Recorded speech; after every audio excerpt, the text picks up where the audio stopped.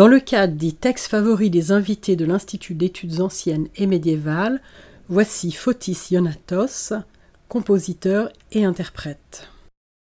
Άνδραμοι ένεπε μούσα πολύτροπον, όσμαλα πολλά πλάχθη επιτρίγηση ιερών πτωλίεθρων έπερσεν. Πολλών ανθρώπων ιδενάστια κενών έγνο. Πολλά δογεν πόντο παθενάλια, ον κατά θυμών αρνήμενος εν τε ψυχήν κενός των εταίρων. Αλλού δωσε τάρους ερίσατο η εμενόσπερ. Αυτόν γάρ σφετέρισιν ατασθαλίησιν όλων το γνήπι, ή κατά βούς υπερίων οσιελίο ίσθιον. Αυτάρ οτίσιν αφίλε τον όστιμον ήμαρ. Τον αμόθεν γε Θεά, θύγατερ Dios, είπε και ημίν. Voilà, donc c'est les premiers vers de l'Odyssée. Et ce qui est frappant dans ces premiers hexamètres dactyliques, parce que c'était ça évidemment la langue d'Homère, c'est le fait que on ne nomme pas Ulysse. Ulysse n'est pas là. Avramien et Moussa Polytropon. Chante-moi muse cet homme aux 1000 tours. Mais il ne dit pas qui. On ne sait pas qui c'est. Osman Lapola, Plarth et Pitri, Céron, donc après la suite de Troie, il a voyagé, il a appris la langue des gens, il a connu des peuples, et il a voulu rentrer chez lui avec tous ses compagnons. Mais il n'a pas réussi à les sauver. Parce qu'ils avaient goûté, ils avaient mangé les vaches du dieu soleil. Ce qui fait que Apollon les rend enlevés, ce qu'on appelle ton nostimonimar, le jour du retour. Nostos en grec, c'est vraiment le retour au pays. Nostos. C'est pour ça que le mot nostalgie, il est composé de deux choses. Alros, en grec, signifie la douleur, et nostos, c'est le retour. Pourquoi une douleur? Parce que quand on quitte un pays, quand on quitte quelque chose, c'est déjà très grave, c'est quand même beaucoup. C'est un exil, c'est un déchirement. Et quand on revient, c'est encore pire, parce qu'on ne sait pas ce que nous allons rencontrer pendant notre absence. Donc, c'est vraiment la douleur du retour. On se trouve dans une interrogation interne, mais qu'est-ce que je veux trouver en rentrant chez moi? Est-ce que ma femme sera toujours là? Mes enfants sont là? Mon père est-il mort? Mes compagnons sont toujours là? Ma maison, que devient-elle de ma maison? Où est-elle? Eh bien, c'est exactement ce qui est arrivé à Ulysse. Ulysse, c'est un héros un peu bizarre. C'est un héros assez étrange, non seulement parce qu'il était d'une intelligence suprême, mais il était un peu voyou. Il était quelqu'un qui essayait de trouver des moyens détournés pour arriver à son but. Les chevals de Troie, par exemple, hein, voilà. Ils ne sont pas dans 9 ans, pas dans 10 ans. Ils se sont vraiment acharnés à prendre Troie, qui était imprenable.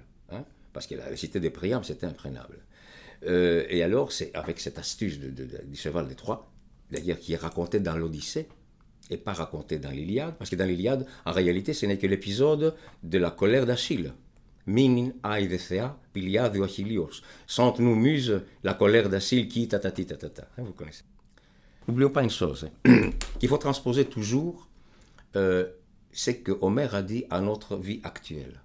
C'est ça qui est l'intérêt des choses, ce n'est pas seulement lire l'hexamètre dactylique simplement en lisant quelque chose qui est magnifique, parce que ce sont des mots splendides, c'est une poésie incomparable, mais il faut voir également le parallélisme qui existe entre l'Iliade et l'Odyssée et la vie actuelle. Qui est Ulysse, en réalité? Ulysse est un homme qui a un fils qui s'appelle Télémaque, et il a un père qui s'appelle Laërte. Donc c'est une affaire d'une famille. Il doit rentrer chez lui pour trouver son fils, sa femme et son papa, son père, en réalité. C'est tellement banal comme situation. Et il fait tout pour rentrer chez lui. Mais les dieux ne veulent pas qu'il rentre chez lui. On l'a fait, il s'est attardé sur l'île de Calypso, évidemment, qu'il a retenu pendant 7 ans. Hein? La nymphe bouclée, hein? Nymphief plocam, qui dit, ça veut dire qu'elle a vraiment marqué. C'est extraordinaire parce que le grec, c'est aussi, moi, chaque fois que j'entends cette langue, ça me transporte. C'est une langue morte, évidemment, qui a évolué, parce qu'on parle la même langue, même si les significations ont changé. Hein? Kalos, agathos, agathos en grec, ancien, ça veut dire bon. Kalos, c'est beau. Pour nous, agathos, c'est naïf. Et quand on dit oreos en grec, oreos, ça veut dire qu'il est beau. Donc, ça a changé, ça. La langue a évolué, mais nous parlons quand même la langue d'Homère. Et Odyssée à Élytis, qui reviendront peut-être, parce que c'est vraiment l'héritage de la Grèce antique, il dit dans son acte Honestie, dans la deuxième partie, les Passions, le deuxième poème qui est magnifique, il commence avec ce mot « Grec me fut donné la langue ». Humble la demeure au sable d'Homère. C'est une allitération, mais elle est très belle. Donc, grec me fut donné la langue. Donc, la langue nous est donnée. La langue nous est donnée. Donc on ne fait rien pour l'avoir, on la reçoit. Et qu'est-ce qu'on fait de cette langue? Ben, on fait ce qu'on veut avec la langue. On peut faire ce qu'on veut, on peut l'utiliser comme on veut. D'accord? Mais elle nous est donnée. Donc ce n'est pas quelque chose qu'on acquiert, non, elle nous est donnée. Grec me fit donner la langue. C'est ma langue, me fit donner. Donc je dois évoluer là-dedans. Donc voilà, c'est la langue, ce qu'on appelle la langue maternelle. La langue maternelle. Bon, alors pour revenir à ce garçon qui est Ulysse, qui a évidemment, après toutes ses aventures, il est rentré chez lui, mais les 10 premiers vers, prenons vraiment les 10 premiers vers. Donc, et Poséidon, évidemment, qui lui en voulait énormément, hein, ça nous sommes d'accord, hein, parce que quand il a aveuglé Polyphème, le cyclope, et il s'est vanté, parce qu'il a commis un acte qui était très mauvais, malgré qu'il était malin, un hybris. C'est malheureux, parce qu'il a donné son nom, il dit que je m'appelle personne, mais quand il s'est éloigné de l'île, il a dit, c'est moi, Odysseus, hein, fils de Laërte, qui t'a aveuglé. Et c'est ça qui a mis vraiment Poséidon hors de lui-même. Parce que les dieux n'acceptaient pas que les hommes dépassent une certaine limite. Il fallait une limite, l'hybris. Ça veut dire la démesure. Par rapport à pan metron ariston, tout vraiment, il faut que ça soit mesuré. C'était un des principes, des préceptes vraiment grecs les plus importants. Donc il a commis un acte, un hybris. Et c'est pour ça finalement qu'il a voyagé un peu partout en Méditerranée. Et on a appris évidemment, avec ces voyages, on a appris énormément de choses. Les lotophages, les sirènes, tous ces monstres marins qui en réalité ce sont des réalités géographiques. Hein. Il s'est promené un tout petit peu jusqu'au colon d'Hercule. Vraiment, c'est extraordinaire parce qu'on a appris la Méditerranée. Nous sommes en Méditerranée, en mer intérieure. Donc, c'est pas seulement rentrer chez lui, mais il voulait rentrer avec ses compagnons. Et ça, c'est très intéressant. Parce qu'il a tout fait pour les sauver. Et il n'a pas su les sauver. Parce que, comme il a dit, les insensés, ils ont goûté, ils ont tué les vaches du dieu soleil, Apollon, qui ne leur a jamais pardonné, évidemment. C'est ça. Et ce qui est très joli, évidemment, c'est que j'aime beaucoup au dernier vers, la montheniesea, thigater Dios, cette accentuation, c'est la première syllabe, thigater Dios, fille de Zeus. Hein? C'est ça qui est extraordinaire. Déesse, fille de Zeus, raconte-nous quelques-unes de ses aventures, comme il dit. Ton amothenie, thea, thigater Dios, ipekeimin, raconte-nous. C'est vraiment extraordinaire. Et il a utilisé toutes les astuces vraiment pour pouvoir rentrer chez lui. Mais c'est vraiment cette quête pour arriver à Ithaque, parce que c'est ça, le but c'est arriver à Ithaque. Et quand on est à Ithaque, il y a un buste d'Ulysse, simplement un tout petit buste qui rappelle que l'héros a vécu, c'était là son palais. Et il y a un épigramme en dessous qui dit « Ephinodisi », ça veut dire « avec la bénédiction d'Ulysse ». Je trouve que c'est magnifique, c'était « Ephinodisi » que j'ai repris d'ailleurs dans mon disque, c'est parce que j'ai fait un disque livre. J'ai remis personnellement, je l'ai mis moi-même en l'écrivant, Ephinodisi, pour donner vraiment cette bénédiction aux gens qui écoutent le disque, de l'utiliser comme un périple, parce qu'évidemment c'est un périple, Ulysse c'est comme ça, c'est le périple. Periplus en grec, ça veut dire faire le tour de quelque chose. Voilà. Et je reste toujours très attaché à ce personnage, malgré ses défauts, parce qu'il est resté humain, par rapport aux grands héros, des grands personnages, Ajax, Achille, Agamemnon, des grands. Ulysse était quelqu'un qui essayait de trouver des fils conducteurs. Il allait droit au but, mais essayer de persuader. On la voyait toujours en ambassade parce que c'était le seul qui pouvait vraiment démêler la situation. Hein, c'est comme le nez gordien qu'Alexandre il a coupé avec son épée pour envahir l'Asie. C'est normal. Donc c'est très intéressant, disons, ce parallélisme. Et ces personnages extraordinairement malins qui n'avaient qu'un but, arriver chez lui. Trouver Pénélope, sa femme, ne savait pas ce qu'il attendait. Athéna savait ce qu'il attendait. Télémaque ne savait pas du tout ce qu'il attendait son père. Il est allé chercher à gauche et à droite, en commençant par Nestor à Pylos, et puis à Sparte avec, évidemment, Ménélas. Parce que les Troyens, comme les Grecs, c'était le même peuple. N'oublions pas qu'ils parlaient la même langue, ils avaient les mêmes dieux, ils avaient exactement la même dialectique de vie. Leur vie, c'était la même. Donc, ce n'est pas une guerre territoriale, comme il dit Sylvain Tesson dans son magnifique livre que je vous recommande, Un été avec Homère que je suis en train de découvrir, où j'apprends énormément de choses. Et alors, il donne des indications qui m'ont vraiment beaucoup ému, parce qu'il fait des analyses et des parallélismes entre l'Iliade, l'Odyssée et notre vie à nous. C'est que nous en sommes en train de détruire, comme on détruisait à l'époque. Quand il disait que Scamandre, le fleuve qui entourait Troie, il était vraiment rouge du sang des soldats. Après la colère d'Achille qui a commencé à taper à gauche et à droite, aveuglement, que même les dieux ont été effrayés par sa colère. Il a commis également encore un acte d'ivresse, ce qui était impardonnable. Mais Ulysse, il a fait vraiment par fanfaronnade quand il a dit au Cyclope « Je m'appelle Odysseas. Hein? Ton nom, mon Odysseas, c'est pas personne, évidemment. Hein? Hein? Canenas, non. Hein? Bon. Mais c'est extraordinaire, vraiment.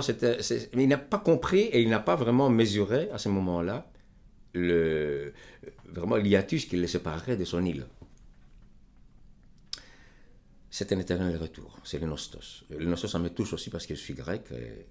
Je me suis éloigné de mon pays depuis 1968. Ça fait très très longtemps, ça fait exactement 50 ans que j'ai quitté la Grèce. Exactement 50 ans, au mois de septembre. Et je comprends bien Ulysse avec sa souffrance. Il souffrait, parce que tous les Grecs exilés souffrent de leur pays. C'est un magnifique pays. C'est un pays extraordinaire. Vous allez me dire, tous les pays sont beaux, bien entendu. Les pays sont beaux, la France, c'est un magnifique pays. Le Canada, c'est un splendide, c'est un territoire extraordinaire. Et on les voit sur la carte comme ça, on dit que le Canada, mais qu'est-ce que c'est? C'est le deuxième pays le plus grand au monde, évidemment, hein, après la Sibérie. On le sait. Mais on dit, voilà, et quand on arrive ici, et qu'est-ce qu'on est? Ben, on est chez nous. On est exactement comme on était chez nous. Nous sommes les mêmes peuples, les mêmes personnes. Ce que Ulysse a raconté, c'était des gens comme lui. Les Troyens, c'était des gens comme eux. Qu'on tuait par dizaines. Et que Homère, évidemment, donne des détails de batailles absolument homériques. C'est extraordinaire. Il donne vraiment des détails formidables, mais effrayants. Parce que c'était vraiment quelque chose de dur. Hein. Et tuer des gens avec lesquels on conversait. Parce que les soldats à l'époque, ils parlaient. Par exemple, quand Priam est allé supplier Achille de lui donner le corps d'Hector, de son fils qu'il avait traîné autour des murailles, il était intransigeant. Mais puis, on voit le vieux roi et les grands héros qui pleurent ensemble. C'est une image extraordinaire parce que les rapprochements des personnes, c'est très touchant. Ils ne s'en voulaient pas en réalité. La guerre des Troie, ce n'est pas une guerre territoriale, c'est une guerre d'honneur. Hélène, qui a commis quelque chose avec Paris, évidemment, ne savait pas ce qu'elle faisait, en réalité, la fille, en réalité. Mais il fallait aller sauver l'honneur. Et pour ça, on a mis à sang deux peuples pour une femme, ce qui est vraiment très très bien, mais toutes ces souffrances que ça a apporté. On n'imagine pas, on lit l'Odyssée, et l'Iliade par exemple, et on dit, voilà, c'est oui, mais c'est évidemment l'arrière-fond de tout ça. Qu'est-ce que c'est l'arrière-fond en réalité? C'est nous. C'est exactement ce que nous faisons maintenant. Qu'est-ce que nous faisons maintenant? Des guerres. Qu'est-ce que c'est la paix? C'est un espace chronique minuscule entre deux guerres. Qu'est-ce que c'est la démocratie? Quand Clytemnestre, qu'on a vilipendé, quand le roi infanticide, Agamemnon, je déteste ce personnage, est rentré chez lui avec ses esclaves, avec Cassandre et tout ça, et on dit qu'il a tué elle a tué son mari. Et Clytemnestre, dans la trilogie d'Échille Orestie, c'est une femme vraiment qui apparaît sous son propre visage. Ça veut dire une femme, une reine, une mère. Elle avait 4 enfants, Clytemnestre. Oreste, Chrysothémis, Iphigénie, Électre. Oreste, personnage assez intéressant dans la dernière partie de la trilogie de l'Orestie, les Euménides, et non, les Érynies, les Euménides, c'est la dernière partie, où l'homme devient l'épicentre de l'histoire. L'homme devient le personnage central et les dieux reculent. C'est l'avènement même de l'anthropocentrisme. C'est très intéressant comme idée parce que c'est ça qui donne l'idée de la démocratie. Et on passe vraiment ensuite à la démocratie. Avec Lystène, Solon, etc., etc. C'est très intéressant. N'oublions pas que l'Odyssée a été écrite par Homère, évidemment, et l'Iliade au 8e siècle, 7e ou 8e siècle. Donc, 3 ou 4 siècles après les événements qui se passent aux environs de 1100 avant Jésus-Christ à 1200 avant Jésus-Christ, plus ou moins. Mais évidemment, tout ça, c'est une mythologie. Une mythologie, pourquoi? Parce qu'on sait bien que la véritable cause de la chute de Troie, ce n'est absolument pas la guerre entre les Achaéens, etc. Voilà donc, on a fait un périple par rapport à l'Odyssée. Je trouve ça me donne toujours vraiment l'occasion de parler de tout ça. revenons à Ulysse encore une fois, puisque nous avons évidemment Andramien et Moussa Polytropon. Et finalement, il est arrivé chez lui. Parce que finalement, il arrive. Mais qu'est-ce qui se passe quand il est arrivé? Il y a des gens, les prétendants, qui font la cour à sa femme, à Pénélope, et qui essayent de prendre sa place. Donc, son palais est dévasté, ses biens sont dilapidés, ses amis, ils ne savent pas comment, à part certains fidèles amis qui lui restent vraiment, Mentor par exemple, qui essayent vraiment de faire quelque chose avec lui, mais il n'y a personne. D'ailleurs, Ulysse, étant donné qu'il est fidèle à soi-même, il ne se montre pas. Il essaye de doucement espionner à gauche et à droite comment on va trouver les moyens de se débarrasser de toute cette bande. Mais attention, c'est très intéressant parce que les prétendants, c'était les gens d'Ithaque et des autres îles environnantes. C'était vraiment l'aristocratie qui arrivait. Et quand il commençait à les décimer avec son arc, il fallait qu'il arrête à un moment. Parce qu'il était en train de décimer vraiment sa propre succession. Il fallait que le massacre arrête. Il ne fallait pas qu'il tue tout le monde dans sa colère. Mais tous ces gens-là étaient quand même, les prétendants, c'était des gens qui étaient quand même des gens cultivés, des gens qui étaient quand même prêts à régner. C'était des princes, c'était des gens vraiment haut placés. C'est très important et c'est très intéressant. Il fallait l'arrêter quand même. Donc, pour revenir donc à Ulysse, il retrouve sa femme, il retrouve ses amis, il retrouve son vieux père, Laërte évidemment, même son chien Argos évidemment qui meurt quand il le voit, c'est extraordinaire, évidemment, et Euryclée, sa nourrice, qu'il a reconnue avec sa cicatrice, c'est tellement émouvant évidemment, et ce qui est plus intéressant encore, puisqu'on parle de l'héritage de la Grèce antique, un grand écrivain grec, Nikos Kazantzakis, qui a écrit d'ailleurs, évidemment, Zorba, Alexis Zorba, et pas Zorba les Grecs. Zorba les Grecs, c'est le film de Kakoyannis, avec Anthony Quinn et compagnie. Mais le livre s'appelle Alexis Zorba. C'est ça le livre.